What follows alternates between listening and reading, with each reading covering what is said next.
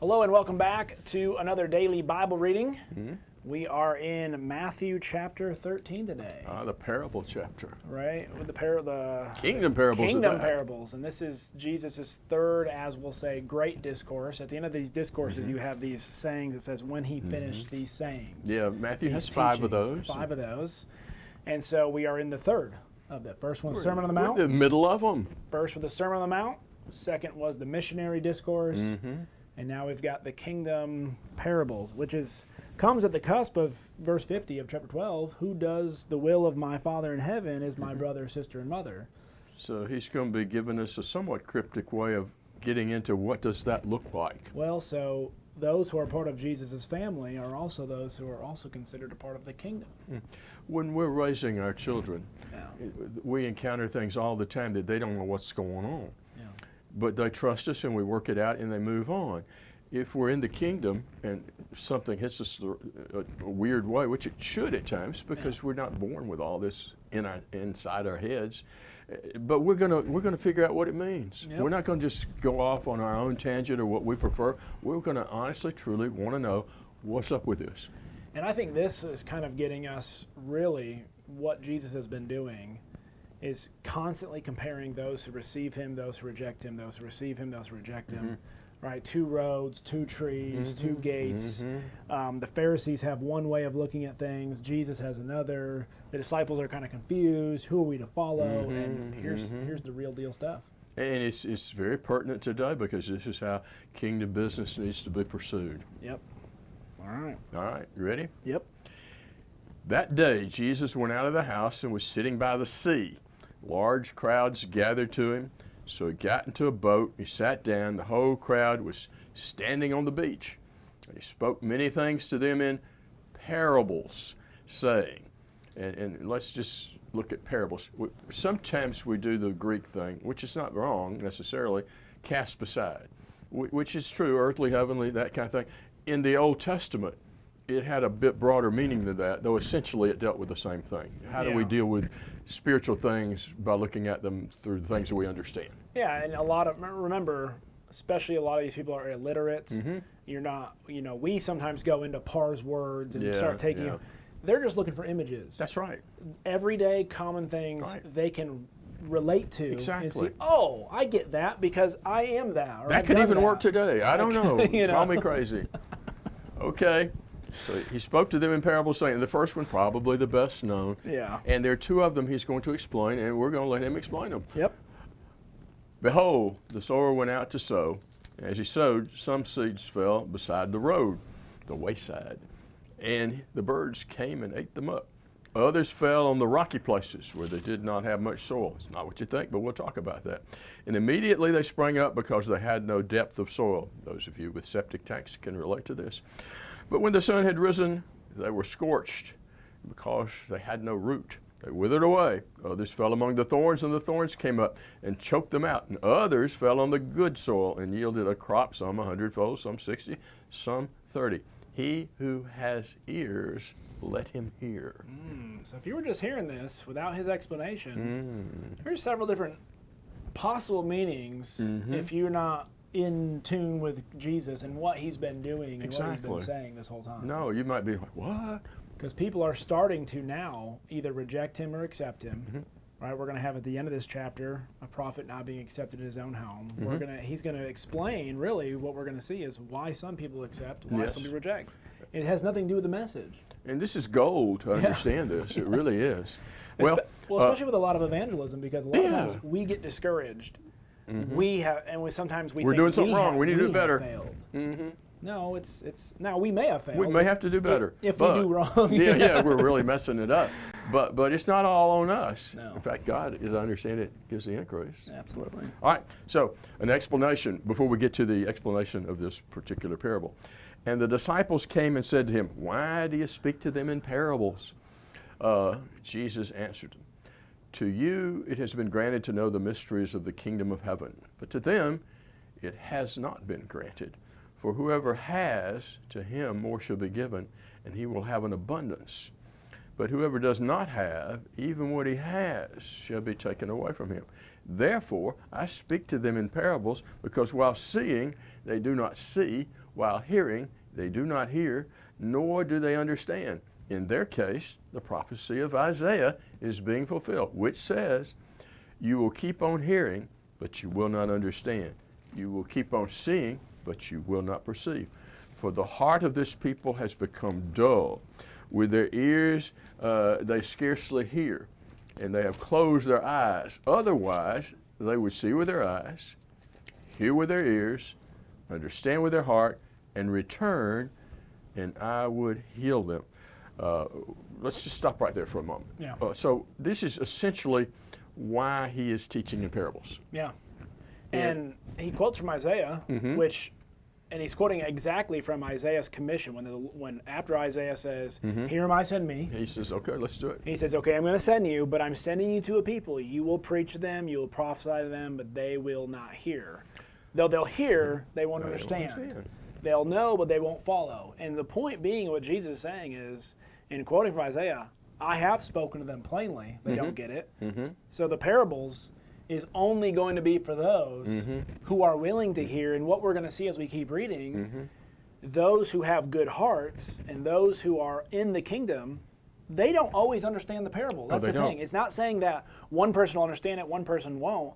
The one person will go to Jesus and ask, explain this. It's like Simon Peter in John 6, when Jesus asked them if they want to leave. I don't know that he understood what was going on any better than anybody else, but what he said indicates that he knows one thing that will get him going along and understanding it. Where else will we go? Yeah. You have the words of eternal life. If we want to figure this out, you're the one that's going to help us. That's essentially, it shows what they think about Jesus. If you think he's the master teacher, son of God, you're going to go and seek. If you think he's a blasphemous, speaking from Beelzebub, you're going to try and shut him down. Yeah, you're going to mock him and try to point out things about him that's not right. You're going to be an adversary. So you're either going to be with him or against him. So this is the ideal way to really separate the wheat and the chaff. It is, and it's not cruel. No. It's not unmerciful. If the agenda of the kingdom is going to have a chance to work, this is the only way it can. And what we see, as I brought up, even when he speaks plain to them, they reject him anyway. So it's not as if speaking to them in parables means they would reject, and if he told them plainly, they would receive. Then they would receive. No. Because they don't. They don't. It doesn't. He knows where they're going. Yeah. In John 6, when they get all bummed out about eating my flesh, drinking my blood, he says, the flesh profits nothing. The words that I speak to your spirit are life. If anybody wanted to figure that out and stop the nonsense about he wants us to eat his flesh and drink his blood, that would have been all they would have needed. But they didn't care about that. They wanted to turn against him. They didn't like where he was going. Yeah, because in verse 35 of the same chapter, he's going to say, actually, I speak in parables because I am revealing what is hidden since the foundation of the world. So the parables are also revealing those things which have been hidden about the kingdom, so people can understand it and get stuff. But those who won't get it just won't get it. Exactly. That's essentially where we're at. All right. But blessed are your eyes because they see, and your ears because they hear. For truly I say to you, many prophets and righteous men desired to see what you see, did not see it, to hear what you hear, did not hear it. So righteous men of old, righteous men who would have really gotten this stuff had they been told it like Jesus is telling it, they wanted to hear. You're privileged. There you are, here you are. You can hear this and figure out what's going on. Yep. Okay, let's explain the sower. Hear then the parable of the sower. And this shows us that people can have good hearts, but they still need some help. But they're going to receive the help as opposed to others. Yeah. Hear then the parable of the sower. When anyone hears the word of the kingdom and does not understand it, the evil one comes and snatches away what has been sown in his heart. This is the one on whom the seed fell on beside the road. So the beside the road is people walking out to a little garden place as hard as a rock. Yeah. Seed goes on it, just stays right there. What do the birds do? Peep, peep, peep, peep, peep. Pick it up. And that's what Satan does when our hearts are hard and can't receive it. The one on whom the seed is sown on the rocky places, this is the man who hears the word and immediately receives it with joy.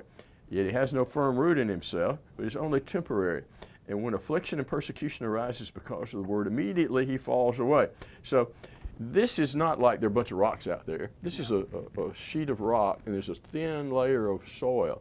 And it springs up because that traps the water, and immediately it's going to grow beyond its surrounding territory where the water is going to go further down. But the further down, we'll get to have deep roots. The shallow roots are going to dry up.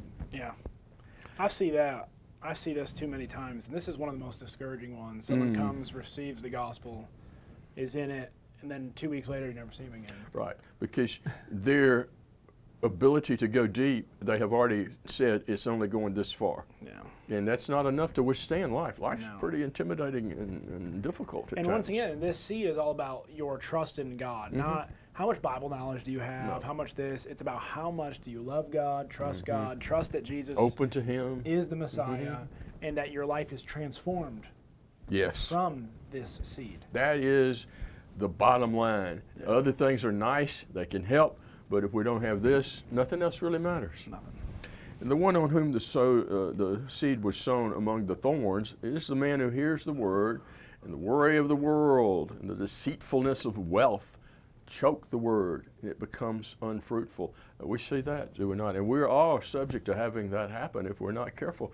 We'll just have our life full of so much stuff, it sucks up what we've got to give, and God doesn't have anything left that we can give Him. You know, for leaderships to understand this parable is to really relieve a lot of pressure, because it's so perceptive in the sense of we try to figure out what did we do, what did the church do, and a lot of times people blame the church when really it's an excuse. They've been looking for an excuse to get out. Well, yeah, that's another thing. Right? You can even see the world pulling at them. Yeah, and they just need an excuse. And I've said in sermons before that if you need someone else to constantly call you, remind you to be here, to talk to you daily, talk to you weekly, for you to have a faith in God, you're never going to survive. Your child, if you have to tell them when they're 23 years old, don't play in the street, something's wrong. Yeah, but have you ever met those people like, well, why'd you stop coming to church? Well, the preacher stopped calling me. Yeah, exactly. I didn't go. I didn't give this. I didn't do this. I didn't do that. I didn't do the other. Well, you might also ask, and this is the kicker, have you done any of that? And almost without fail, no, I didn't do that. It's all about what someone It's can do me. for them. Yeah. And the one on whom the seed was sown on the good soil, this is the man who hears the word, understands it, who indeed bears fruit and brings forth some 100-fold, some 60, some 30. And this is basically talking about seed is the word, the soil is the heart. What happens? They come together.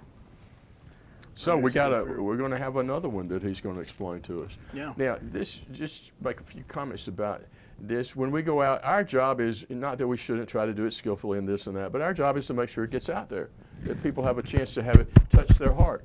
And if their heart won't let it in, that's their heart. They choose not to let it in. If they choose to let it in a shallow way, then that's what they choose to do. We can work with that, but ultimately it's their call.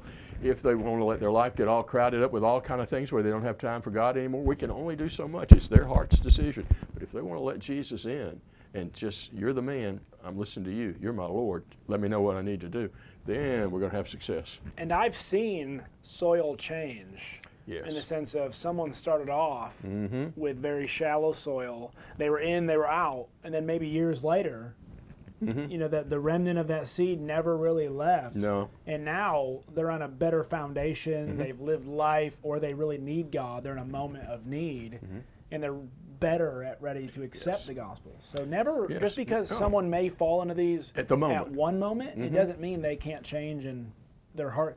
This is not a predestination of soils. No. And even though this isn't about this primarily, there's a lot of other stuff that is cultivating the soil. Cultivating the soil. That's another part of what Jesus promised to do. Yes. That's what the gospel does. That's part of what we do as Christians. We help to break down the resistance in society to get people who wouldn't listen to where they'll listen. Yeah, and sometimes we got to do it ourselves. The softening of our heart. The same message can harden some, but hard hearts can still be Pharaoh, softened. for instance. Yeah. Jesus presented another parable to them, saying, the kingdom of heaven may be compared, notice how all these are talking about kingdom things, may be compared to the man who sowed good seed in his field. And once again, before I forgot the kingdom of heaven.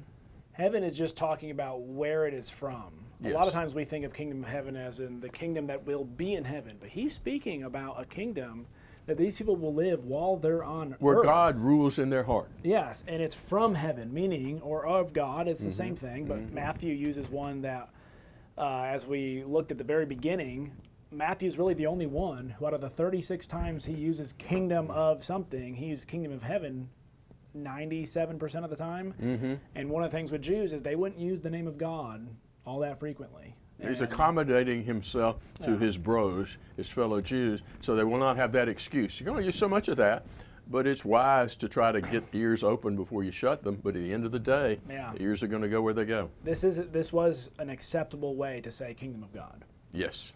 To the Jews. My kingdom of not of this world, Jesus said to Pilate. But while the men were sleeping, his enemy came and sowed tares among the wheat and went away. Now, tares is a weed that looks a lot like wheat when they're first growing. But when the wheat sprouted and bore grain, then the tares became evident also. The slaves of the landowner came and said to him, Sir, did you not sow good seed in your field? And he did. Yep. How then does it have tares? He said to them, An enemy has done this. The slaves said to him, Do you want us then to go in and gather them up, and root them up?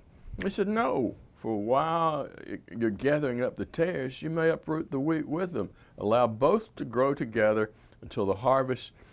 In the time of the harvest, I will say to the reapers, First gather up the tares and put them in bundles, burn them up.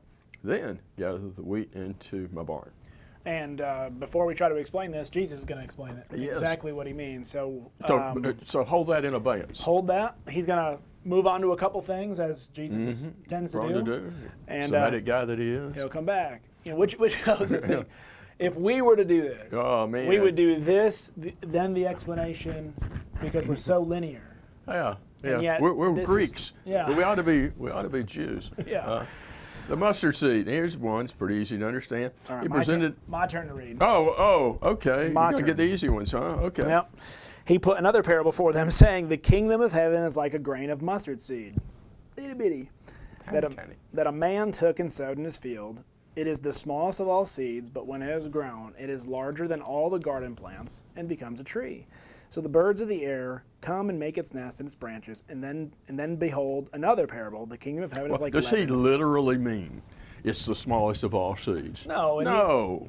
It presents itself, and he's using, once again, a common one. People talk like that. They would have known. They would have understood. It's small. And the fact of the matter is, usually when a new kingdom comes, it comes in a what kind of way? Little bitty. Well, no, in the way of the world. The way of the world. Yes. You know, for a new kingdom to come and take over another Romans kingdom, are in it's here. a bam, Okay, we're there. Takeover. Okay. It's kings are coming, armies are coming, and yet Jesus' kingdom is going to start off small. It's a man with a 12 followers, and he gets crucified, and they're all scared to death. That's going to take the world, really? And it's going to grow, and like as of now, here we are. What kingdom has more people than than God's kingdom? More people it claim to be part of that kingdom, and even people who don't claim know who this Jesus is. He is very well known throughout the world. Yeah. So, all right. Then the kingdom of heaven is like leaven that a woman took and hid in measures of flour till it was all leavened. Same thing. Starts off small, you don't really see it, and then one day, boom. Next thing you know, there it is. So now he's going to say, all these things Jesus said to the crowds in parables. Indeed, he'd said nothing to them without a parable. This was to fulfill what was spoken by the prophet. Now, this is Psalm 78, by the way, which is interesting that that's a psalm of Asaph. And he sees Asaph as a prophet, but, I will open my mouth in parables. I will utter what has been hidden since the foundation of the world. And if you go read Psalm 78, I'm going to read that real quick, just because I find it. Which is always a good practice, especially if you have the time. Yeah. Look where it comes from. All right, so verse 1, 78:1, Give ear, O my people, to my teaching. Incline your ears to the words of my mouth. I will open my mouth in a parable. I will utter dark sayings from of old. Things that we have heard and known that our fathers have told us. We will not hide them from our children, but tell them to the coming generation the glorious deeds of the Lord and his might and wonders that he has done. So, and you keep reading, it's really a reminding them of all that God has done for them. Yeah, keep it going. In the parables of the kingdom, he says, I am these things that are of old. Really, these things of old are things that the fathers had, the prophets had. They may not have understood them, and these parables are revealing something. So it's a revelation. Yes. And in the prophet, anybody who, in one sense, even if it's not their job, who reveals something that God has given them in that limited sense. They're a prophet. So the term refers to people who are letting you know what God has to say. Yeah. Some people did it for a livelihood. Yeah, and where he's quoting this from is God is wanting them to hear his instruction and understand something. And here Jesus is saying, I'm giving you instruction, and I want you to hear something. I want you to know my word. So you got to contrast this with previous. I speak these things so they may not be hidden, or they may be hidden, but only from those, once again, as we said, who do not have ears to hear, do not have eyes to see. To those who have ears and eyes, there's great amount of learning and teaching that are found in these parables. So they're knowable if you want to know. Yeah. If you don't, you'll find an excuse for your ignorance. Yeah. So now we're going to get the explanation of this. The tares. Then he left the crowds, the tares, the weeds, and went into the house, and his disciples came to him saying, I think this is the perfect explanation of they have ears and eyes. They came to him and said, explain to us the parable of the weeds. They understand he's the master teacher, like Nicodemus came to him. Right? We know you are a rabbi, right? We know you're a teacher of the law. He answered, the one who sows the good seed is the Son of Man. Now, Son of Man is a term referring to whom? Jesus. To Jesus. The field is the world. That means the field is the world. Yep. If you make it anything else, you've made it something else. If you make it the church and this is church discipline, I'm sorry, but this is the world. This is not church discipline. The good seed is the sons of the kingdom. So when you when you have good soil and you become a member of the kingdom, you are the good seed. The Christian, if you will. Yes. And sometimes we start conflating the comparables together, like, oh, the good seed is the sons of kingdom, so we're the good seed over in the parables of the... No. The good seed over here is the word. He tells you. Yeah, context. And the enemy who sowed them, all right, the weeds are the sons of the evil one. The enemy who sowed them is the devil. The harvest is the end of the age, and the reapers are angels or messengers. Just as the weeds are gathered and burned with fire, so it will be at the end of the age. So this is a parable speaking about what will happen at the end of the ages. And there's some things that would be premature to that that we're not to do. Yep. The Son of Man will send his angels. They will gather out his kingdom, all causes of sin and all lawbreakers. Throw them into the fiery furnace. In that place there will be weeping and gnashing of teeth. The righteous will shine like the sun in the kingdom of their Father. Who has ears, let him hear. So, we're getting back to this. Ultimately, there's going to be this purification. And once again, when you read things like Malachi, the day of the Lord was going to be this great refining. And yes, it will happen in one way, in a limited way, those who enter in, but the end of the ages is the big one. That's the big one. And so you know that there will be a kingdom one day that will be eternal, that there will only be the sons of righteousness in. And whatever Jesus does on that last day is based upon the principles that we deal with up to that day. Absolutely. Absolutely. All right, another one, the kingdom of heaven. So with all this in mind, this is who you are to be, right? This is kind of, here's where I see it. The kingdom of heaven is like a treasure hidden in a field, which a man found and covered up. Then his joy he goes and sells all that he has to buy that field. I'm going to read the next one too. Again, the kingdom of heaven is like a merchant in search of fine pearls, who on finding one pearl of great value went and sold all they had and bought it. So, if you want to be a part of this kingdom, you personally, individually, need to what? Make a value of the kingdom that it's more than anything else you could possibly give your life to. That's what determining good soil. That's who ends up being in this kingdom. That who at the end of the ages. That's what it looks like. That's what it looks like. And do you value the kingdom of God over all the things of the world? Because, once again, when we get back to these people who make excuses why they don't want to worship God, don't come to church, really, if they understood these parables, none of that would matter. No. They would get rid of all of the, this he said, she said, they made fun of, you know what, those things have no value. We started at this time instead of that time, and it goes on and on and on and on and on. Yeah. That whole concept of the superiority, when Jesus is being tempted by the devil, basically what happens is it allows him to face the temptations.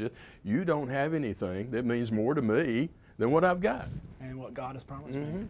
Yeah, absolutely. And I mean, well, let's read this last one.